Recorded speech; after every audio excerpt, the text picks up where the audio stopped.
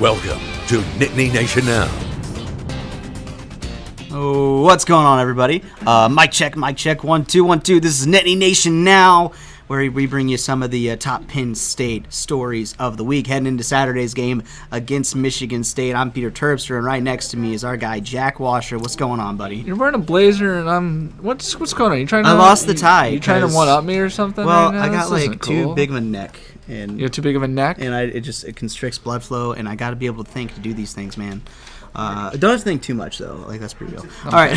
All right. So Penn State's going on the road at Michigan State this week. It is a 3:30 p.m. kick, and it is a chance for Penn State to move to 8-0. And this is a team where Penn State has had trouble with, like, a lot of trouble with the last couple of years. You know, it's really come down to the final minute both times. Yeah. First time in East Lansing was about 3.5 hour weather delay that just kind of threw everyone off. Yeah. And both times, though, that they were playing Michigan State, they were coming off a loss to Ohio State. Yeah.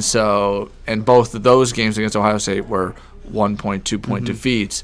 So I think this is I think their psyche's a little better going into the Saturday's game against the Spartans and whatnot. Yeah. And, they're the more talented team on the field. And, you can say what you want about the offense, but defense travels in college football, and this team has an elite defense. Jack. And I would say Michigan State's offense is not going to scare you. I would say so. Last year, Michigan State scores a touchdown with like 19 seconds left. Penn State has a prayer at the end, but really no chance.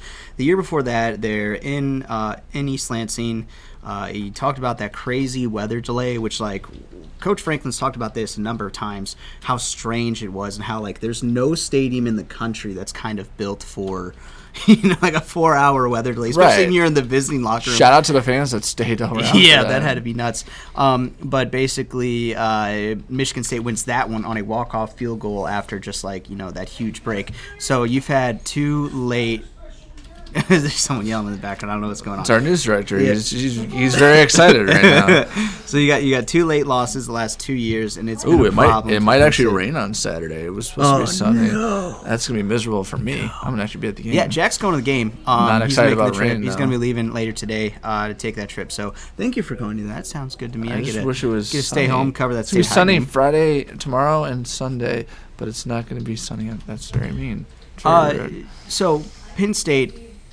If they can win this one, I mean, I feel like for the last 2 weeks it's been like, oh, this is the test. Oh, this is the game. No, I mean, like this starting with Iowa, that was a beginning of 4-game stretch of tough games where you're going to be challenged every single game. Yep. And I think with, Michigan, and when we go back to the defense, Penn State has the elite defense, but Michigan, they had some dudes on, the offensive side of the ball. That roster athletes, is so talented. Tariq Michigan Black has been recruiting so well. Right. Tariq Black, Donovan People-Jones, Shea Patterson was you forget how elusive that guy was. Yep. I remember watching him at Ole Miss. Yeah. And then, you got the running backs. Michigan State doesn't have that, at least depth-wise. They may have one or two guys, but Michigan, they could just cycle in guys. Yeah. And I think it did wear down on Penn State. I think this is a game where you got to score – get the 20 points, and then your defense should be able to hold it. Just because I just don't see Michigan State. Seems to be the formula, right? I don't see Michigan State being able to score that many against this defense. All right, we're going to take kind of a hard right turn. We like to bring you some cool stories in these shows, and in our show Nittany Nation Game Day, which is Saturdays at 11:30 here locally in Central PA. And it's a story of a college student, but kind of took a different route. Went to the military when he was out of high school and is now back at Penn State. And you'll find him on the sidelines, and he's in a role you might not expect.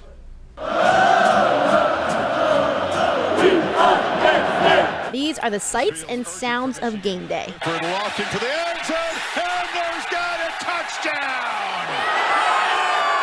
But for this Penn State cheerleader, these are the sights and sounds he used to hear. November of 2007. I was in Norfolk, Virginia on the USS San Antonio. They came on the ship and they said, hey, raise your hand if you want to go to Iraq or Afghanistan.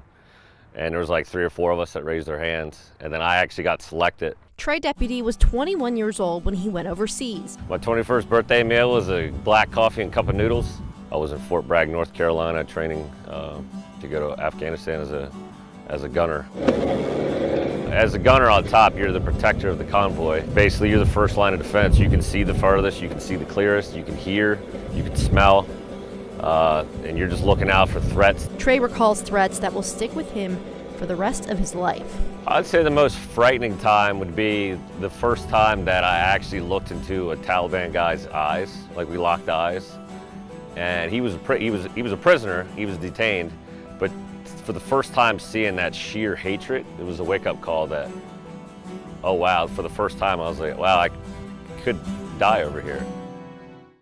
His father was in the Marine Corps, but for Trey, the motivation to join the military came from another plane has just hit another building. I was a freshman in high school when 9/11 happened, so it was a no-brainer from there that that's what I was going to do. This one into the East Tower. Yes.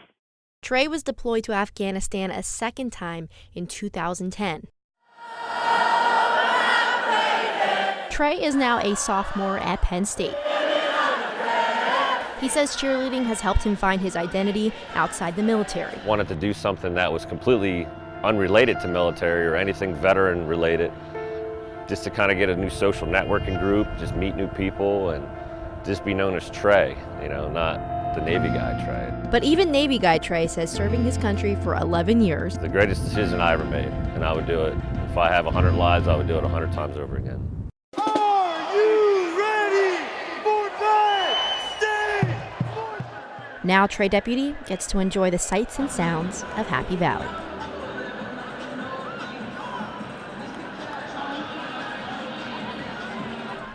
Boy, that story was like heavy at times. I like how he's a 30-year-old sophomore. He probably buys everyone's beer and whatnot. I think that's probably the one thing I took. No, I'm kidding. I think it's so cool that gave his life or put his life on the line twice. Yeah.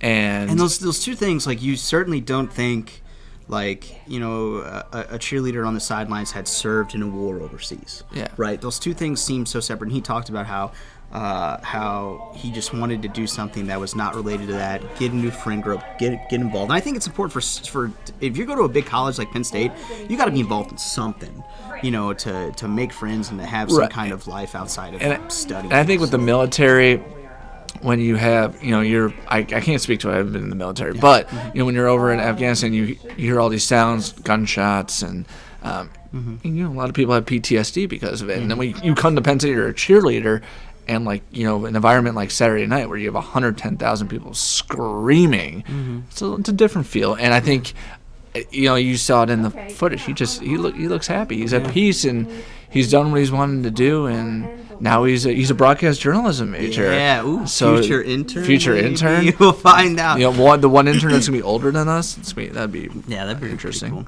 Well, I don't know how old he is, but I'm older when I look. Anyways, okay, let's put a bow on this thing about Michigan State. The big question in my mind is this the time where Penn State gets tripped up? And I've always talked about recently how, like, I don't really have a choice right now except to Penn State until they really give me a reason not to. And with how strong that defense is, they have not given me a reason to not think. I mean, I think they get a win out of Michigan State. I picked them 34-14, 20-point win.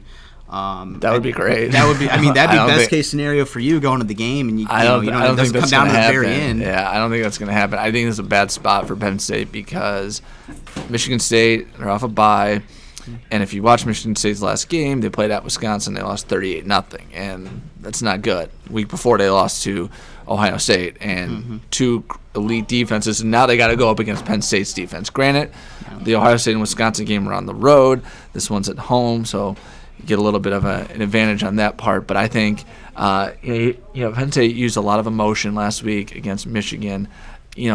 Talent's there, defense travels. It's going to be a close game. Scores 21-17 last year in favor of Michigan State. Flip the scores, flip the teams. 21-17 Penn State. All right. Hey, we gave you our predictions. I keep messing with the mic. We gave you our predictions.